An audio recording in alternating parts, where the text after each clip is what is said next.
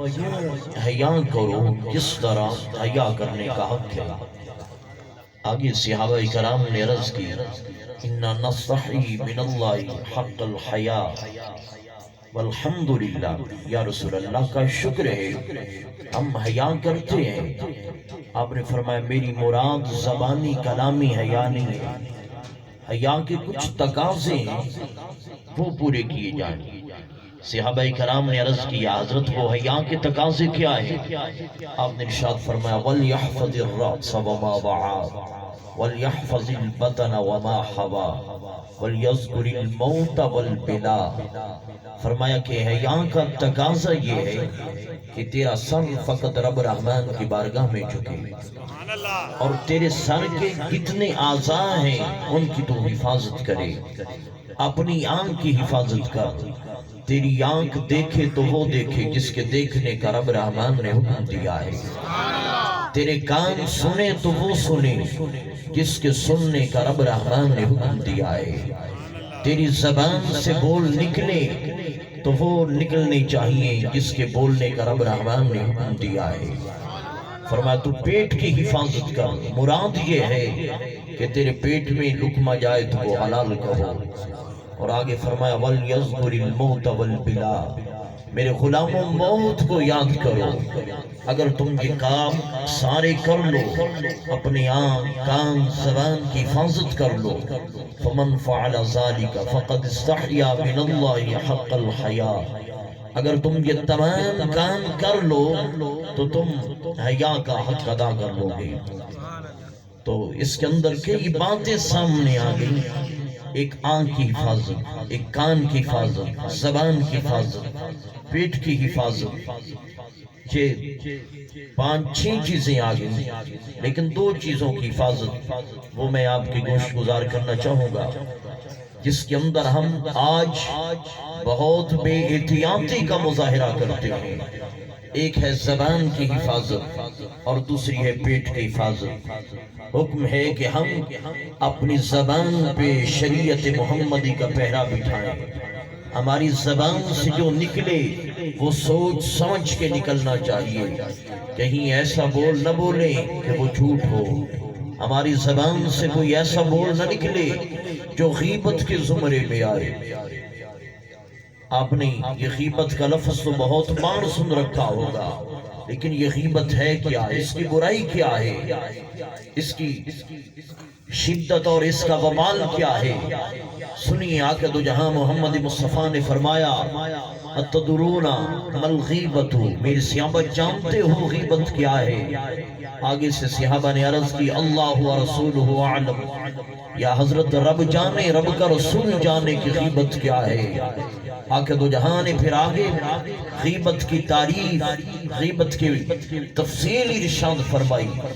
آقا نے فرمایا ذکرک اخاک بما یکرہ، تو اپنے مسلمان بھائی کے پیٹھ کے پیچھے اپنے مسلمان بھائی کے بارے اس طرح کا تبصرہ کرے، اپنے مسلمان بھائی کے بارے ایسی باتیں کرے کہ اگر وہ باتیں تو اپنے مسلمان بھائی کے بالکل سامنے کرتا تو ان باتوں کو سن کر تیرا بھائی تجھ پہ ناراض ہوتا، تیرے بھائی کو وہ باتیں ناگوار گزرتی۔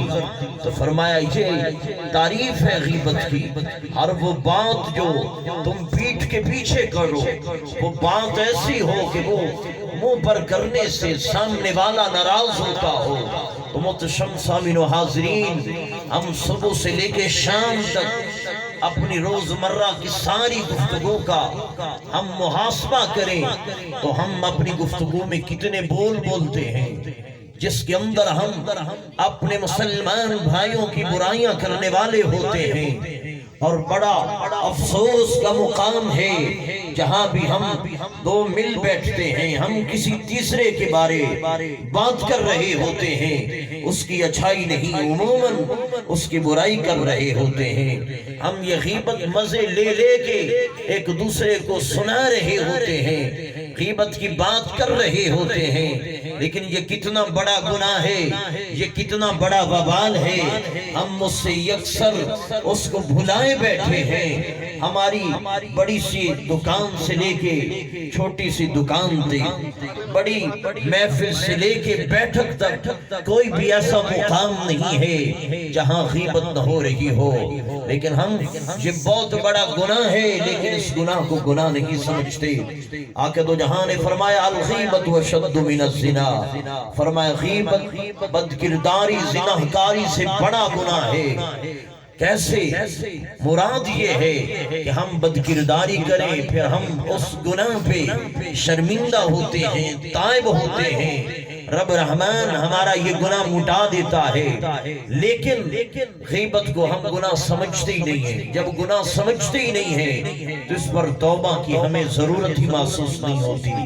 بدکرداری کی تائب ہو گئے، گناہ مٹ گیا، لیکن یہ غیبت کی توبہ نہ کی، یہ گناہ جو کا تو رہا۔ یہ گفتگو کر کے میں آپ کے سامنے غیبت کی شدت اور سختی کو اجاگر کرنا چاہتا ہوں، آپ کے دلوں میں اس گناہ کی برائی اور اس گناہ کا بڑا ہونا، سخت ہونا بتانا چاہتا ہوں کہ میرے بھائیوں، اس گناہ کو ہم ادنا سمجھتے ہیں، لیکن یہ گناہ ادنا نہیں ہے، یہ گناہ بہت بڑا ہے۔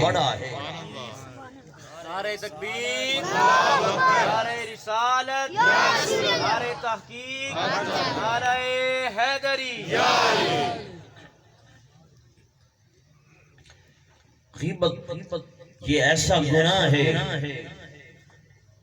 کہ جس کی آپ غیبت کر رہے ہیں، آپ کی نیکیاں اس کو دے دی جاتی ہیں جس کی آپ نے غیبت کی ہو۔ کتنا بڑا نقصان کا معاملہ ہے۔ آقا دو جہاں تشریف فرما تھے، آپ کے سامنے کچھ لوگوں نے کچھ اور حضرات کے بارے کچھ تبصرہ کیا جو غیبت کے زمرے میں آتا تھا۔ آقا دو جہاں نے جب ان کی زبانی اپنے مسلمان بھائیوں کی غیبت سنی، یہ لوگ وضو کی حالت میں تھے، نمازیں پڑھی تھی اور انہوں نے روزہ بھی رکھا تھا۔ آقا دو جہاں نے انہیں فرمایا اعیدوا وضوءکم وصلاتکم، فرمایا اپنی نماز بھی لٹاؤ، اپنا وضو بھی لٹاؤ، جو آج تم نے روزہ رکھا ہے اس کی بھی قضا کرو۔ آگے سے وہ لوگ حیران ہوئے، پوچھنے لگے یا حضرت وضو بھی جن چیزوں سے ٹوٹتا ہے وہ بھی ہم جانتے ہیں، جن چیزوں سے نماز ٹوٹتی ہے ان سے بھی ہم مگاہ ہیں، جن چیزوں سے روزہ ٹوٹتا ہے ان سے بھی ہم باخبر ہیں۔ یا حضرت ہمارے وضو توڑنے والی چیزوں میں سے کوئی چیز نہیں پائی گئی، نماز کو توڑنے والی چیزوں میں سے کوئی چیز نہیں پائی گئی۔ آپ نے ہمیں دوبارہ وضو، دوبارہ نماز، دوبارہ روزے رکھنے کا حکم کیوں کیا ہے؟ آقا دو جہاں نے آگے فرمایا اغتبتم فلانا، چونکہ تم نے فلاں مسلمان کی غیبت کی ہے، اس غیبت کی وجہ سے تم نماز، وضو، روزے کے اجر و ثواب سے محروم کر دیے گئے ہو۔ اگر یہ ثواب دوبارہ پانا چاہتے ہو تمہیں دوبارہ وضو بھی کرنا ہوگا، دوبارہ نماز بھی پڑھنا ہوگی اور دوبارہ روزہ بھی رکھنا ہوگا۔ محترم سامعین و حاضرین، ہم نے اپنی زبان کو میں لگام چھوڑ رکھا ہے، جس کی چاہی ہم نے بےزتی کر دی، جس کے بارے چاہا اسے گالیاں دے دی، جس کے بارے چاہا ہم نے چغلخوری کر دی، جس کے بارے چاہا ہم نے غیبتیں کر دی۔ محترم سامعین و حاضرین، یہ جو محافل سجائی جاتی ہیں ان کا مقصد فقط داد لینا نہیں ہوتا، فقط خطیب کا کام اپنی خطابت کے جوہر دکھانا نہیں ہوتا، اس کا مقصد یہ ہوتا ہے کہ یہ لوگ جو نیند قربان کر کے ٹھٹھرتی رات میں آئے بیٹھے ہیں، ہم نے انہیں کیا دینا ہے، انہوں نے کیا لینا ہے، ہماری پوری تقریر سے ان ان کے دامن میں کوئی اصلاح کا پہلو جانا چاہیے، ان کے دامن میں قرآن سنت کے کوئی موتی جانے چاہیے۔ ایسا نہ ہو کہ جیسے ہم خالی آئے تھے وہی خالی دامن ہم واپس چلے جائیں، پھر کیا مقصد ہوگا محفل کرانے والوں کا، پھر کیا مقصد ہوگا محفل میں آنے والوں کا۔ کم از کم میں ایک دور سے سفر کر کے آیا ہوں، میں آپ کو یہ پیغام دے جاؤں کہ غیبت نہیں کرنی، میں اور آپ اس گناہ سے بچ جائیں۔ یقیناً میرا آنا، آپ کا بیٹھنا، میزبان محفل کا یہ محفل سجانا، اس کا مقصد پورا ہو جائے گا۔ نعرہ تکبیر، نعرہ رسالت، نعرہ تحقیق، نعرہ حیدری، علماء اہل سنت۔ غیبت کی شدت کا ایک اور نمونہ دیکھیے، قرآن مجید میں رب رحمان فرماتے ہیں وَلَا يَغْتَبْ بَعْضُكُمْ بَعْضًا، ایک دوسرے کی غیبت نہ کرو۔ آگے اللہ جل شانہ نے غیبت کی مذمت، غیبت کی برائی اور شدت کو بیان کرتے ہوئے ارشاد فرمایا أَيُحِبُّ أَحَدُكُمْ أَن يَأْكُلَ لَحْمَ أَخِيهِ مَيْتًا فَكَرِهْتُمُوهُ۔ اللہ جل شانہ نے ارشاد فرمایا انسان کیا تو یہ پسند کرتا ہے کہ تیرا مسلمان بھائی مر جائے اور اس کے مرنے کے بعد اس کے گوشت کو تو کچا کھائے؟ فرمایا فَكَرِهْتُمُوهُ، تو یہ نہیں کرتا، تجھے یہ عمل ناگوار گزرتا ہے کہ بھائی مر گیا ہے اور میں اس کا گوشت کاٹ کے کھاؤں۔ رب رحمان نے فرمایا یہ جو تو غیبت کر رہا ہے یہ مسلمان بھائی کے گوشت کھانے سے بھی بڑا گناہ ہے، اس سے بھی یہ شدید صورت ہے۔ ہم جو عمل ادنا ہے وہ تو کرنے کے اوپر تیار نہیں ہیں، جو اس سے شدت والا عمل ہے وہ تو بڑے مزے لے لے کے کر رہے ہوتے ہیں۔ آقا دو جہاں کی مبارک حدیث سے اس کی ایک مثال دیتا ہوں۔ آقا دو جہاں کی ایک صحابی حضرت ماعز، ان سے غلطی ہوئی، شادی شدہ تھے، بدکرداری کر بیٹھے، انہیں جو ایک زنا کی سزا ہے، شرعی حد ہے کہ شادی شدہ بدکرداری کرے تو اسے سنسار کر دیا جائے۔ حضرت ماعز آقا کی بارگاہ میں حاضر ہوئے، اپنے گناہ اور اپنے جرم کا اعتراف کیا، انہیں سنسار کر دیا گیا۔ ان کے سنسار ہو جانے کے بعد، ان کے وفات پا جانے کے بعد دو شخص مل بیٹھے آپس میں، حضرت ماعز پہ تبصرہ کرتے ہوئے کہنے لگے انظر الى هذا الذي ستر الله عليه فلم تدع نفسه حتى رجم رجم الكلب۔ ایک دوسرے کو کہنے لگے کہ ماعز اگر گناہ کر بیٹھا تھا، تنہائی میں تائب ہو جاتا، اللہ سے اپنے گناہ کی معافی مانگ لیتا تو اس کا گناہ مٹ سکتا تھا۔ لیکن یہ شریعت کا مسئلہ ہے کہ جب ایک مجرم حاکم وقت اور قاضی وقت کے پاس آ کے اپنے گناہ کا اعتراف کر بیٹھے تو اب اس کے اوپر وہ شرعی سزا لاگو ہوتی ہے، اب اس کے لیے معافی نہیں ہے۔ معافی اس وقت تک تھی جب قاضی جج کے پاس آ کے اعتراف جرم نہ کرتا تو وہ اب آپس میں کہنے لگے کہ ماعز نے گناہ کیا تھا، اللہ نے پردہ رکھا تھا، یہ تنہائی میں بیٹھ کے اپنے گناہ پہ تائب ہو جاتا، لیکن ماعز نے اپنے آپ کو رسول اللہ کی بارگاہ میں پیش کر کے اپنے گناہ کا اعتراف کر کے اپنے آپ کو کتے کی طرح سنسار کروا لیا ہے۔ انہوں نے یہ کتے کا لفظ بولا، آقا دو جہاں نے ان کی یہ گفتگو سنی، آپ خاموش ہو گئے، موقع کی تلاش میں ہو گئے کہ جب موقع آئے گا ان کی اصلاح فرمائی جائے گی۔ چونکہ یہ حضرات ایک قافلے میں سفر پہ تھے، یہ چلتے رہے، ایک مقام پہ راوی کہتا حتی مر بجیفت حمار شائل برجلہ، اس قافلے کا جس کے قافلے کے سنار تاجدار کائنات محمد مصطفیٰ تھے، اس قافلے کا جب گزر ایک ایسے مقام پہ ہوا جہاں ایک گدھا مرا پڑا تھا اور اس پر مکھیاں بھن بھنا رہی تھی، اس کا پیٹ پھولا ہوا تھا، بدبو آ رہی تھی۔ آقا دو جہاں نے اپنا قافلہ وہاں روکا اور فرمایا انزلا فکلا من جیفت هذا الحمار، ان دو شخصوں کا نام لے کے جو ابھی ابھی حضرت ماعز کے وفات پا جانے کے بعد ان کی غیبت اور ان کی برائی کر رہے تھے، انہیں بلا کے فرمایا نیچے اترو، سواریوں سے نیچے اترو۔ آقا دو جہاں کا وہ فرمان سن کے نیچے اترے، آپ نے فرمایا فَكُلَا مِن جِيفَةِ هَذَا الْحِمَارِ، نیچے بیٹھو اور اس مرے ہوئے گدے کا گوشت کھاؤ۔ انہوں نے کہا یا حضرت یہ مر گیا ہے، مکھیاں بھن بھنا رہی ہیں، بدبو آ رہی ہے، اگر یہ زندہ ہوتا گدے کو اپنے ہاتھ سے ذبح کرتے، پھر بھی اس کا گوشت کھاتے ہوئے ہماری طبیعتیں نفرت کھاتی۔ یا حضرت یہ تو مر چکا ہے، بدبو آ رہی ہے، یہاں سے گزرنا اس کی بدبو کی وجہ سے دشوار ہے، یا حضرت ہم اس کا گوشت کیسے کھا سکتے ہیں؟ آقا دو جہاں دراصل انہیں غیبت کی شدت بتانا چاہتے تھے۔ آقا دو جہاں نے یہ دیکھ کے فرمایا فَمَا نِلْتُمَا مِنْ عِرْضِ أَخِيكُمَا آنِفًا فَهُوَ أَشَدُّ مِنْ أَكْلِ هَذَا، فرمایا ابھی جو تم اپنے بھائی ماعز کی غیبت کر کے آ رہے ہو، اپنے مسلمان بھائی کی عزت و آبرو کو اچھال کے آ رہے ہو، وہ اس سے بڑا گناہ تھا۔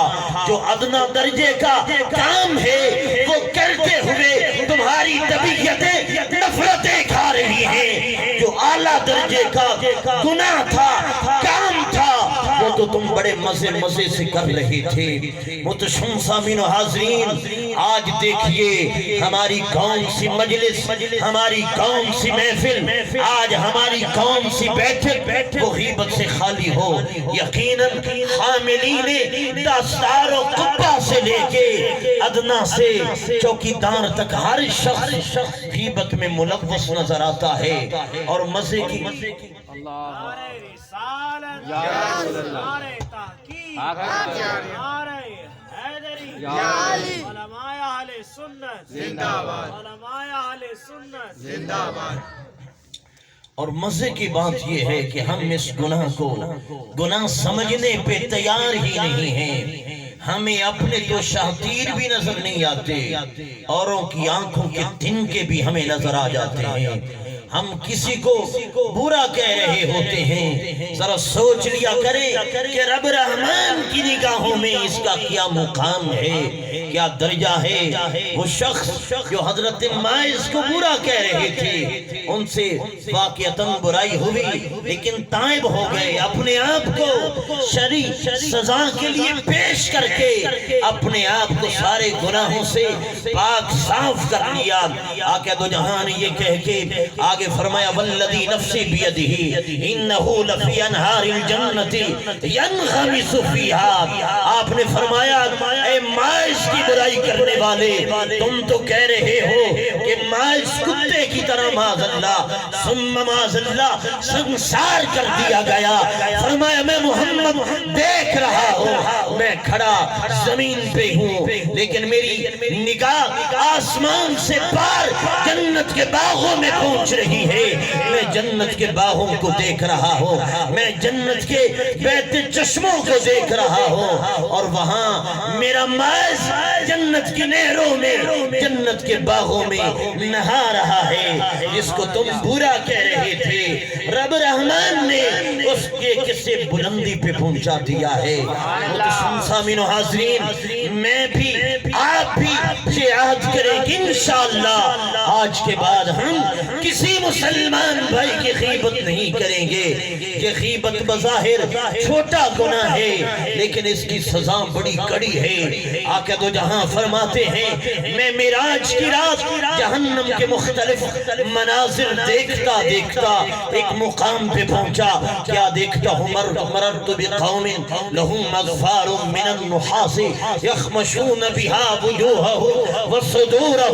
آقا فرماتے ہیں میں نے جہنم میں کچھ ایسے لوگوں کو دیکھا جن کے ناخن پتل کے تھے، وہ اپنے ناخنوں کے ساتھ اپنے چہرے کو اور اپنے سینے کو چھلنی اور زخمی کر رہے تھے۔ جب میں نے ان جہنمیوں کو دیکھا، ایک تو انہیں فرشتے آگ میں جلا رہے ہیں اور یہ ساتھ اپنے آپ کو زخمی کر رہے ہیں، یہ کون مجرم ہیں، کس جرم کی سزا پا رہے ہیں۔ جبریل نے بتایا ہؤلاء الذین یأکلون لحوم الناس ویقعون فی اعراضهم۔ جبریل نے عرض کیا حضرت یہ وہ لوگ ہیں جو مسلمان بھائیوں کی غیبت کرتے، ان کی عزتوں کو اچھالتے، عزت داروں کو سرعام بے آبرو کرتے تھے۔ چونکہ انہوں نے دنیا میں مسلمانوں کی غیبتیں کی تھی، ان کی عزت، ان کی آبرو، ان کی پگڑیاں اچھالی تھی، آج رب رحمان نے انہیں یہ سزا دی ہے کہ یہ اپنے ہاتھ سے اپنے آپ کو زخمی کر رہے ہیں۔ متشم سامعین و حاضرین، میری یہ کوشش ہونی چاہیے کہ میری زبان سے جو بھی بول نکلے اس کے اوپر شریعت محمدی کا پیرا ہونا چاہیے کہ جو بول میں بول رہا ہوں کہیں ایسا نہیں کہ یہ بول غیبت پہ مبنی ہے، کہیں ایسا نہ ہو کہ یہ بول مسلمانوں کو اذیت دینے پہ مبنی ہو۔ اگر میں اور آپ اپنی زبان پہ شریعت محمدی کا پیرا دیں گے، تاجدار کائنات محمد مصطفیٰ نے اپنے ایسے غلام کو جنت کی ضمانت دی ہے۔ آقا نے فرمایا میں یضمن لی ما بین لحیہ وما بین رجلیہ ازمن لہ الجنہ۔ فرمایا میرے غلاموں دو چیزوں کی ضمانت دینا تمہارا کام ہے، جنت کی ضمانت دینا میں محمد کا کام ہے۔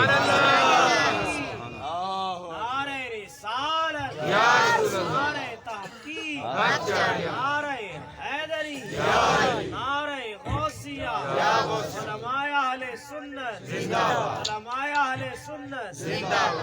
ان دو چیزوں میں سے آقا نے فرمایا ایک زبان ہے، جو اپنی زبان کی حفاظت کرے گا میں محمد اسے جنت کی ضمانت دیتا ہوں۔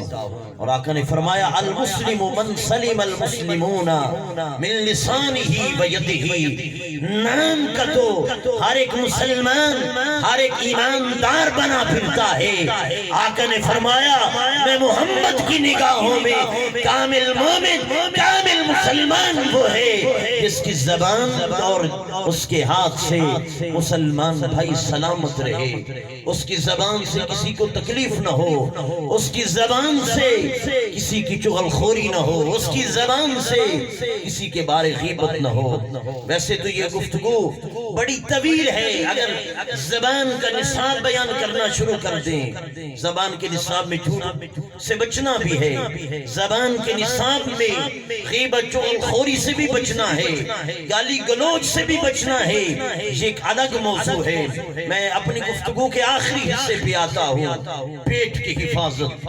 پیٹ کی حفاظت کا مطلب کیا ہے کہ میں جو لقمہ کھاؤں ہر لقمے پر میری کڑی نگاہ ہونی چاہیے کہ یہ جو لقمہ میرے حلق سے نیچے اتر رہا ہے، کہیں یہ لقمہ میں نے سود کے مال سے تو نہیں کمایا، کہیں یہ لقمہ رشوت سے تو میرے منہ میں نہیں آیا، کہیں یہ لقمہ ملاوٹ سے تو نہیں میں نے کمایا، کہیں یہ لقمہ میں نے کسی مسلمان سے فراڈ کر کے مسلمان بھائی کو دھوکہ دے کر تو نہیں حاصل کیا۔ میرے ہر لقمے پہ ہماری نظر ہونی چاہیے۔ آج ہم میں سے ہر ایک یہ دکھڑا سناتا ہوا نظر آتا ہے کہ بڑی دعائیں کرتا ہوں، دعائیں قبول نہیں ہوتی۔ صوفیاء فرماتے ہیں دعا کی قبولیت کے دو پر ہیں۔